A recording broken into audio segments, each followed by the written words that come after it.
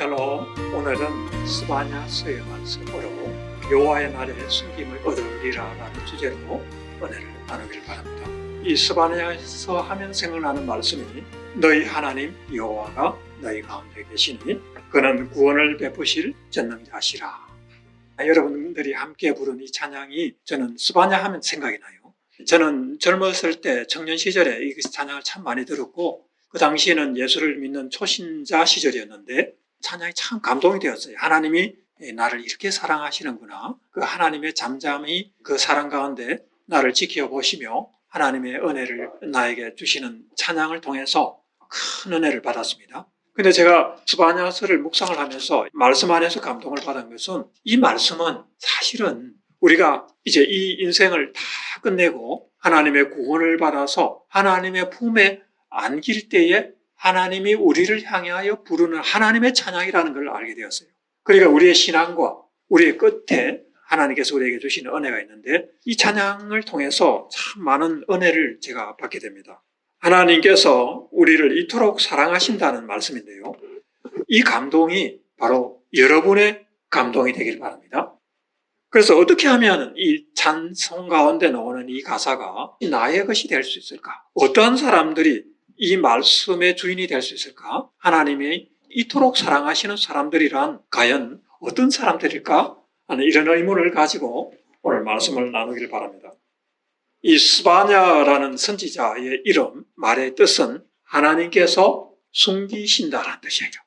여호와께서 숨기신다. 하나님의 그 품에, 사랑의 품에 숨기신다는 뜻을 담고 있다는 거예요. 그것도 여호와의 분노의 날, 하나님의 마지막 그 심판의 날에 하나님께서 사랑하시는 그 성도들을 그 품에 보호하시고 숨겨주신다는 그런 의미를 담고 있는 말씀이 바로 스바냐입니다. 스바냐라는 이 선지자는 히스기야 왕의 4대 손이라고 그래요. 그리고 왕족이죠. 왕족으로서 선지자의 그 사명을 가지고 하나님의 부름을 받은 사람인데 요시야 왕 때에 활동을 한 선지자로 되어 있습니다. 그런데 요시야 왕은 그 유다 왕국을 개혁한 사람이죠. 예배를 개혁하고 이스라엘의 신앙을 개혁한 사람인데 그 이전에 이미 유다 왕국은 므낫세 왕 이후에 엄청난 타락을 하게 됩니다. 우상 숭배를 하고 하나님을 떠나기 때문에 이미 유다 왕국에 대한 하나님의 심판이 작정이 되었어요. 그래서 잠깐 요시야 왕 때에 잠깐 개혁이 일어나지만 하나님께서는 유다 왕국을 심판하십니다. 그래서 이미 심판이 결정되어 있었던 그 시대에 이 스바냐 선지사가 하나님의 심판이 반드시 임할 것이라는 이 말씀을 전하는 거예요. 그럼에도 불구하고 하나님께서 남겨두시는 사람들이 있는데 그 사람들은 오늘 말씀처럼 여호와께서 그 사람들은 하나님의 품에 숨겨서 구원하신다는 거예요. 그래서 마지막 소망을 주시는 이 말씀이 스바냐서의 말씀입니다. 사실 이것은 과거에 수천 년 전에 유다 왕국에서 일어난 일이고 또 그때의 하나님의 백성들에게 주신 말씀이기도 하지만 사실은 이 시대를 살아가는 마지막 때를 살아가는 저와 여러분에게도 또한 주시는 말씀이에요. 하나님의 심판이 반드시 있을 것이지만 하나님께서 보호하시는 하나님의 백성들이 있다는 거예요. 하나님의 품에 숨기시는 사람들이 있다는 거예요. 과연 그 사람들이 누구인가? 여러분들이 그 사람들의 주인공이 되어야 되지 않겠어요? 바로 여러분들이 하나님의 숨김을 받는 그 사람들이 되기를 축복합니다. 아멘. 이 심판의 날, 여호와의 큰 날이라고 부르고 있는데 타락하고 죄악으로 물든 세상에 대해서는 하나님이 반드시 심판하지만 하나님의 그 은밀한 보호의 처소에 하나님의 장막 속에 숨기는 사람들이 있다는 것입니다. 그러면 어떠한 사람들이 하나님의 진노의 심판의 대상이 되고 어떠한 사람들이 하나님의 그 숨김을 받는 하나님 품 속에 보호를 받는 사람들이 될 것인가? 이게 오늘 스바냐서의 주제입니다. 그것을 분명하게 스바냐서는 말씀을 하고 있어요. 그래서 먼저 진노의 대상이 되는 사람들에 대해서 스바냐서 1장에 그것을 말하고 있습니다. 1장에 보면은 2절과 3절에 내가 이 땅 위에 있는 모든 것을 진멸하리라. 또 3절에 보면은 이 땅에 있는 모든 사람들을 내가 진멸하리라고 성경이 선포하고 있습니다. 과연 이 사람들, 이 진멸되는 사람들이 과연 누구인가 하는 거예요. 굉장히 무서운 하나님의 말씀이잖아요. 과연 이 사람들이 누구인가? 우리는 그런 사람들에 속하면 되지 않기 때문에 분명히 그런 사람들이 어떤 사람들인가 우리 알아야 돼요. 그래서 이 말씀을 자세히 들여다보면 이런 말씀이 있는데요. 4절, 5절에 보면은 바알과 그마린과 별들을 숭배하는 사람들이 나와요. 이 사람들은 누구냐 하면은 하늘의 해와 달과 별들을 숭배하는 사람인데 우상 숭배하는 사람들이죠. 그런데 이 해와 달과 별을 숭배하는 이 사람들은 바벨론 종교에서 나온 모습입니다. 이 바벨론 종교는 어디에서 나왔냐면요, 바벨탑 사건 이후에 니무롯이라는 사람이 나타나죠. 니무롯이 바벨론 사건의 주인공인데 사실은 니무롯이 그 당시에 강한 용사로서 세상을 지배하는 통치자가 됩니다. 이 사람이 니무롯인데 높은 지에 오르면서 이 바벨탑을 쌓으면서 하나님처럼 높아져요. 그리고 그 사람의 부인이 세미라미스라는 사람이고 거기에서 태어난 아들이 담무스라는 사람인데 이 사람들이 세상을 지배하면서 자기들 스스로가 신이 되어서 사람들의 경배를 받는 일들을 해요. 그래서 니무롯은 해를 상징하는 종교가 되고요. 세미라미스는 달을 상징하는 종교가 되고 그리고 담무스는 별을 숭배하는 종교가 되어서 나중에 여러 가지 종교로 발전을 하게 됩니다. 바벨론 위에 나온 많은 종교들, 헬라와 로마의 신들, 그리고 이슬람의 그 종교, 이 모든 것이 해를 숭배하거나 달을 숭배하거나 또는 별을 숭배하는 그런 종교로 발전하면서 이 세상이 하나님을 떠난 다른 타락한 종교에 물들어가는 그런 세상이 되는 거예요. 이런 사람들을 하나님께서는 마지막 때 반드시 심판한다는 거예요. 우상 숭배하는 자들을 멸하리라고 하는 것이 하나님의 말씀입니다. 아멘. 그리고 두 번째로 보면은 하나님을 경배하면서 여호와를 경배하면서 밀감, 즉 몰렉 신이라는 신을 경배하는 사람들이 또 기록되어 있어요. 이건 뭐냐면은 하나님을 경배한다 하면서 이런 또 다른 신들도 동시에 또 경배하는 사람들인데 이런 것이 뭡니까? 종교 혼합을 이야기하는 거예요. 다른 모든 종교에 구원이 있기 때문에 하나님만 믿는 것이 아니라 다른 종교도 믿어도 된다. 그래서 종교 혼합으로 나아가는 그런 흐름들을 말합니다. 이런 사람들이 많이 생겨나고 있어요. 지금도 하나님을 믿으면서 다른 종교를 또 받아들이는 그런 것들이 벌써 유럽과 미국에서 그런 종교들이 나타나고 있습니다. 현대판 세계 종교 통합이 일어나고 있는데 천주교를 중심으로 해서 기독교와 그리고 다른 이슬람이나 불교 종교들을 다 통합하는 그런 세계 종교 통합 흐름이 나타나고 있는 것은 바로 이러한 흐름을 보여주는 것이라고 할 수가 있습니다. 그 다음에 세 번째로 6절에 보면은 여호와를 배반하고 따르지 않는 자들이 있다는 거예요.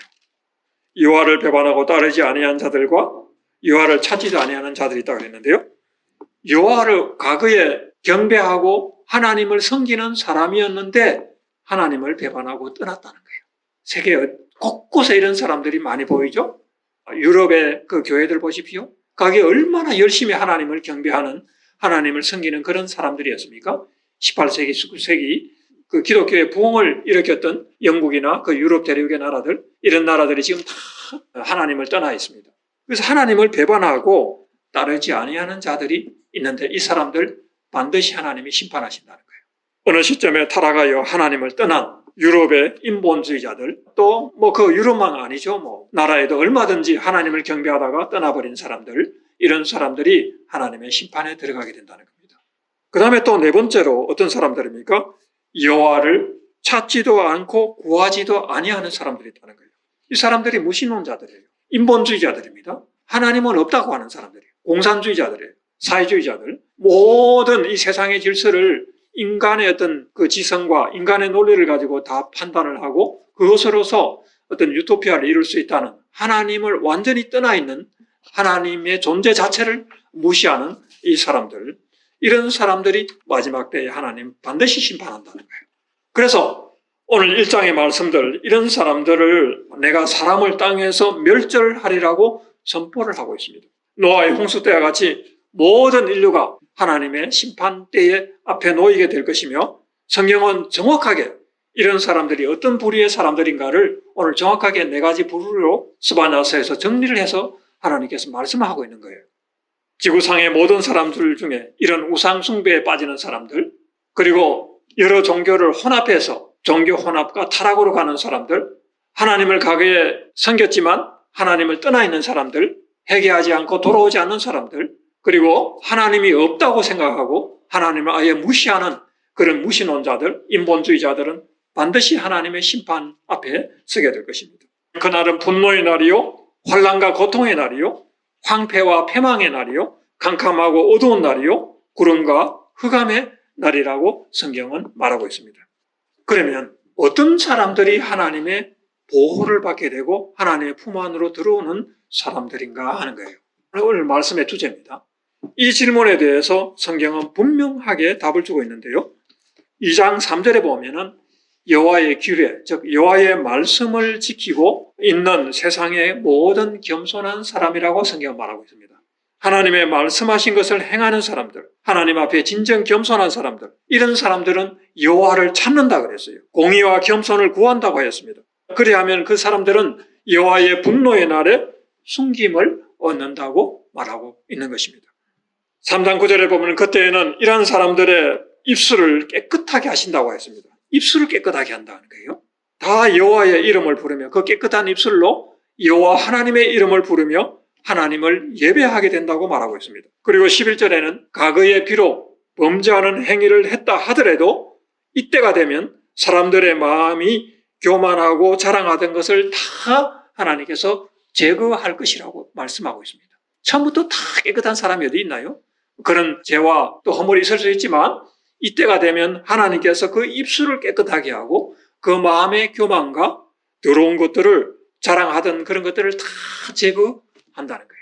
그래서 하나님의 때가 가까이 오면 올수록 우리는 우리 속에 있는 이 더러운 것들, 교만한 것, 자랑하는 것 이런 걸 다 내려놓아야 돼요. 깨끗하게 해야 됩니다. 1장 7절에 보면 이 여호와의 날이 가까워오므로 하나님께서 하나님의 품에 보호하실 자들을 청할 자들을 구별하신다고 하였습니다. 여러분들은 하나님께서 여러분들을 부르시고 청함을 받았을 뿐 아니라 택함을 받기에 합당한 사람들이 되길 바랍니다.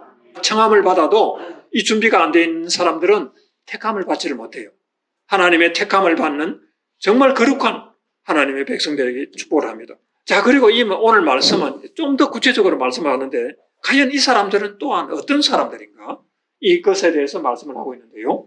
오늘 우리가 읽었던 말씀 중에 3장 12절에 보면은 내가 공고하고 가난한 백성을 너희 가운데 남겨두리니 그들이 여호와의 이름을 의탁하여 보호를 받을지라. 아멘. 아멘. 바로 이 말씀이에요. 자, 여기 보면은 공고하고 가난한 백성이라고 그랬는데요. 조금 더 우리가 정확하게 알기 위해서 이제 영어로 이걸 보면은 the meek and humble이라 되어 있어요. meek and humble인데 단어가 어디에 나오냐 하면은 예수님께서 말씀하실 때 수고하고 짐진 자들아 다 내게로 오라 하면서 하시는 말씀 중에 나는 마음이 온유하고 겸손하니라고 말을 해요. 그때 이 똑같은 단어를 써요. meek and humble이라는 단어를 써요. 나는 마음이 온유하고 겸손하니 멍에를 치고 내게 배우라는 거예요. 그 예수님의 마음에 있는 온유하고 겸손한 것을 배우라는 거예요. 그게 스바냐 3장 19절에 공고하고 가난한 백성이에요. 이 번역을 다른 말로 해놨는데 헷갈리게 해놨지만은 사실은 예수님께서 말씀하신 마음이 온유하고 겸손한 사람들을 말합니다. 그리고 예수님께서는 이것에 대해서 마태복음 5장의 산상수훈을 통해서 심령이 가난한 사람들 그리고 애통한 사람들이라고 그랬는데요. 심령이 가난하고 애통한 사람들이 사실은 온유하고 겸손한 사람들이에요. 그리고 온유한 자는 복이 있나니 저들이 땅을 이 지구를 유업으로 기업으로 받을 것이라고 그랬습니다. 땅이라는 것은 그냥 부분적인 그런 토지를 말하는 게 아니에요. 이 지구 전체가 그들의 것이 될 것이라는 거예요. 하나님의 나라가 그들에게 속하기 때문에 땅을 기업으로 받을 것이라고 그랬어요. 온유하고 겸손한 자가 되시기를 축복합니다. 온유하고 겸손한 자, 이런 사람들이 여호와의 날에 숨김을 얻으리라고 말씀하신 것입니다. 마음속에 교만하고 자랑하던 것들, 모든 더러운 것들이 다 제거된 사람들, 이런 사람들이 온유하고 겸손한 사람들인데 주님 앞에 나와서 죄와 허물을 회개하고 용서함을 받게 되면 마음에 교만하던 것이 다 사라져요. 내 속에 높아졌던 것들이 다 사라져요. 그러면 우리의 마음이 어떻게 됩니까? 우리의 마음이 솜털처럼 부드러워져요. 솜처럼 부드러워지면서 완악하고 이런 딱딱한 것들이 없어져 버립니다. 미크라고 하는 말, 이 온유하다고 말은 바로 그러한 마음의 상태를 말하는 것입니다. 마음이 곱고 부드러워져서 주님의 말씀이라고 하면 주인을 따르는 복술강아지처럼 그 말씀을 순종하게 되는 거예요. 이런 사람들이 마음이 온유한 사람이라고 그랬고 가난하고 공고한 사람이라고 한 것은 바로 그런 사람들이에요. 물질적으로 가난하고 공고하는 것이 아니라 우리의 심령의 상태가 이렇게 낮아져서 부드러워져서 솜털처럼 이렇게 아름답게 가볍게 하나님 앞에 만들어진 이 상태의 사람들이 된다는 거예요.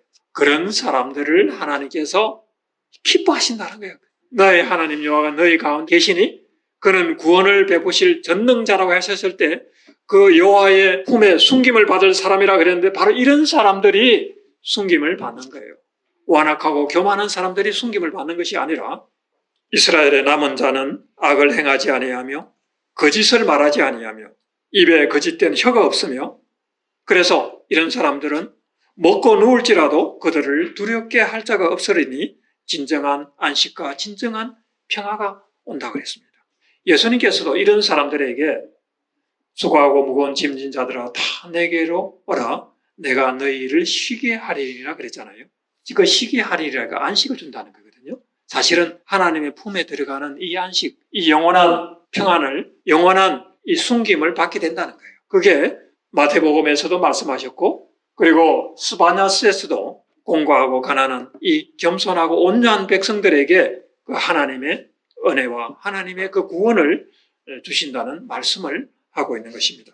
그래서 이것이 곳곳에 성경에 기록이 되는데 시편 15편에 보면은요.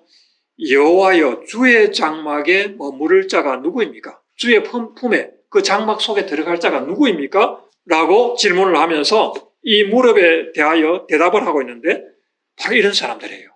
정직하게 행하고 공의를 신천하며 마음의 진실을 말하며 혀로는 남을 허물하지 아니하고 이웃에게 악을 행하지 아니하고 이웃을 비방하지 아니하고 여호와를 경외하는 사람들이라고 성경은 시편 15편에서 주의 장막에 들어가는 사람들에 대해서 말씀하고 있습니다. 그리고 시편 24편에도 여호와의 산에 오를 자가 누구인가 물으면서 거기에도 같은 말씀을 하고 있는데 손이 깨끗하고 마음이 청결한 사람이라고 말씀을 하고 있습니다. 마음이 온유하고 겸손하고 청결할 때 하나님의 품에 안기게 될 것이며 하나님을 보게 될 것입니다. 이것이 여호와를 찾는 족속이요 야곱의 하나님의 얼굴을 구하는 사람이라고 성경은 말씀하고 있습니다. 이런 사람들을 하나님이 사랑하신다는 거예요.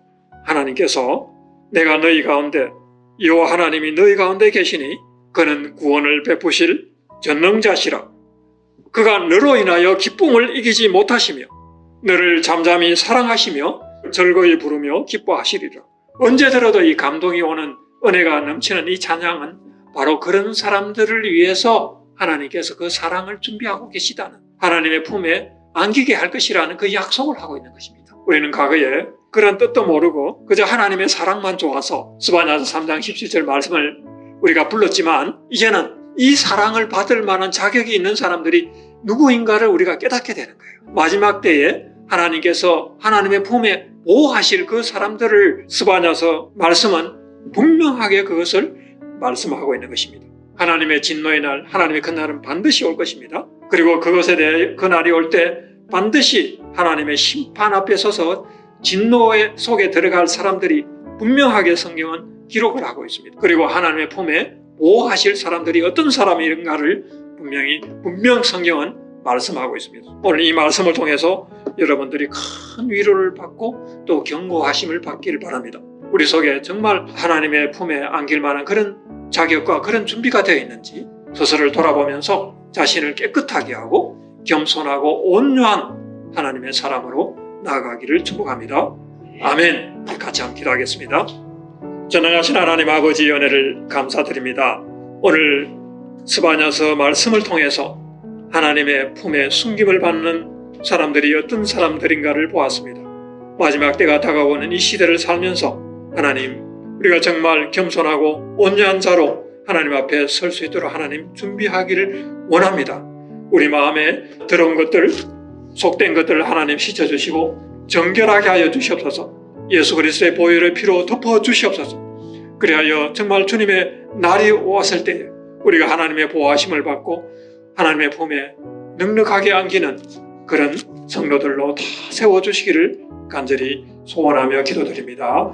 예수님의 이름으로 기도드립니다.